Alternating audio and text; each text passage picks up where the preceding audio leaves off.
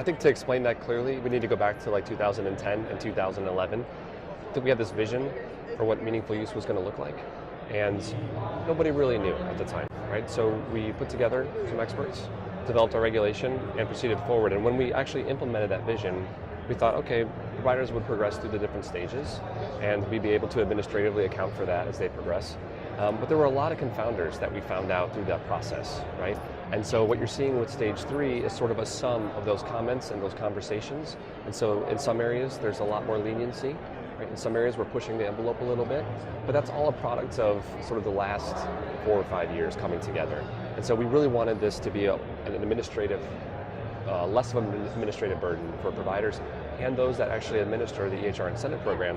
When we think about the EHR incentive program, we often just think about CMS, but we have to realize that there are 56 states and territories that are also implementing the EHR incentive program, and each one of those state or territories are managing the Medicaid program on the EHR incentive side. And so there's an impact across the spectrum here. And then obviously the providers, and we've heard from the vendors, obviously.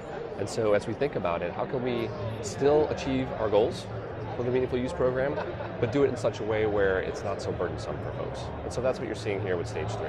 We're not allowed to make comments because we are in the comment period. So what happens next is we'll solicit comments for 60 days. So we'll start to hear from provider groups, we'll start to hear from patients, we'll start to hear from hospital systems, policymakers, think tanks. So they'll submit our comments. By law, we're actually required to respond to every one of those comments, and so we'll aggregate those comments, create a response platform for that within the context of our regulation, and then we'll finalize our regulation for stage 3.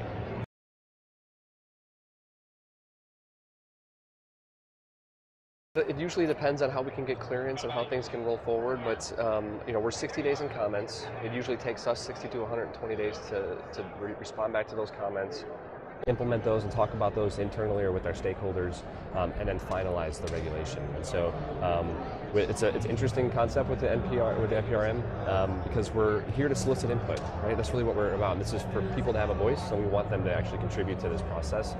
Meaningful use is changing, as it should, because it needs to. And so that's what you're seeing in here today.